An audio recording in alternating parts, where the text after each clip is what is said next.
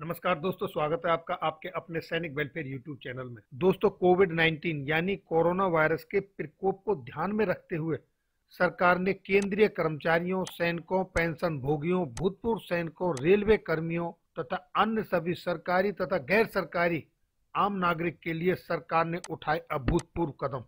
तो दोस्तों, आइए देखते हैं स्टेप बाय स्टेप क्या क्या कदम उठाए हैं। दोस्तों, पहला कदम सेना मुख्यालय की तरफ से भूतपूर्व सैनिकों तथा उनके आश्रितों के लिए उठाया गया है।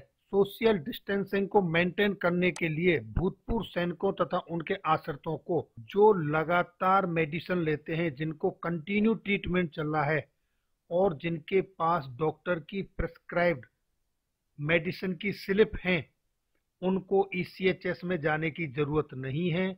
वो अपने नजदीकी किसी भी मेडिकल स्टोर से दवाई खरीद सकते हैं और उस दवाई के खरीदने में जो उनके पैसे का खर्चा आएगा वो उसको 15 मई के बाद क्लेम कर सकते हैं। उनका पैसा उनको रिएम्बर्स्ड हो जाएगा। तो दोस्तों, ये महत्वपूर्ण कदम भूतपूर्व सैनिकों तथा उनके आश्रितों के लिए सरकार द्वारा उठाया गया है। देखिए दोस्तों, अगला कदम ईपीएफओ का निर्देश, लॉकडाउन के दौरान देश के 65 लाख पेंशनधारियों को समय से मिले पेंशन, बैंकों को एडवांस दिए जाए पैसे।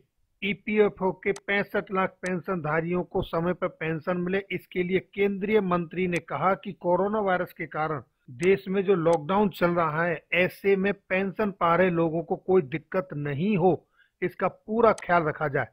और दोस्तों, सेंट्रल प्रोविडेंट फंड कमिश्नर ने फील्ड अफसरों को निर्देश दिए हैं कि वो ईपीएफओ पेंशन पर होने वाले खर्चे का ब्यौरा तैयार करें और उन्होंने बैंकों को पहले ही पैसे भेजने का आदेश जारी कर दिया है ताकि समय पर पेंशन मिल सके।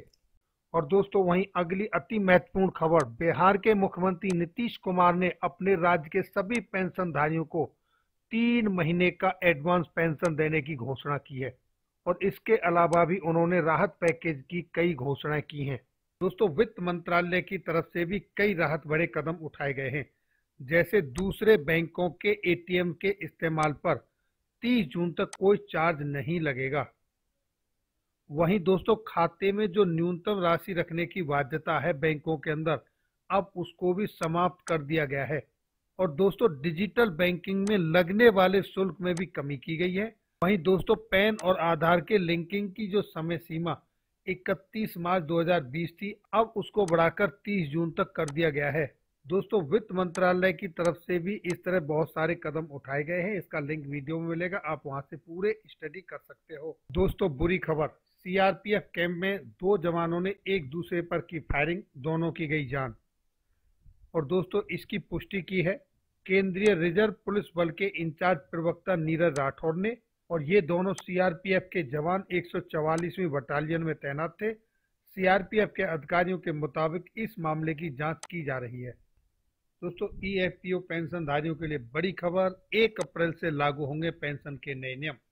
कम्यूट का विकल्प चुनने वाले पेंशनरों को रिटायरमेंट के 15 साल बाद मिलेगी फुल पेंशन।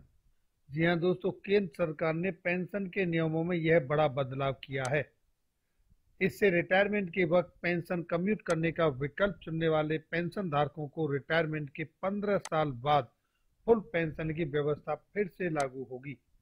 श्रम मंत्रालय ने नए नियमों की अधिसूचना जारी कर दी है। इस फैसले से 26 सितंबर 2008 से पहले रिटायर होने वाले लगभग 3.25 लाख पेंशन धारकों को फायदा होगा।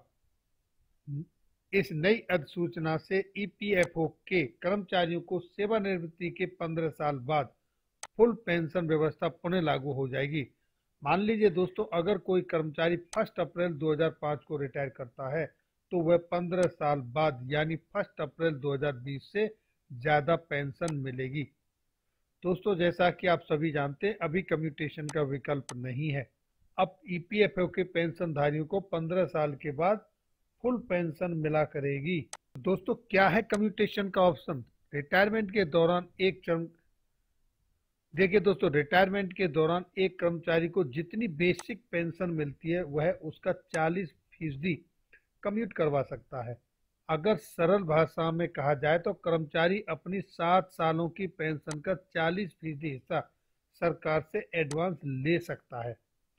सरकार हर साल उसकी पेंशन से 8,000 रुपये काटकर एडवांस में दी गई पेंशन को रिकवर करती है।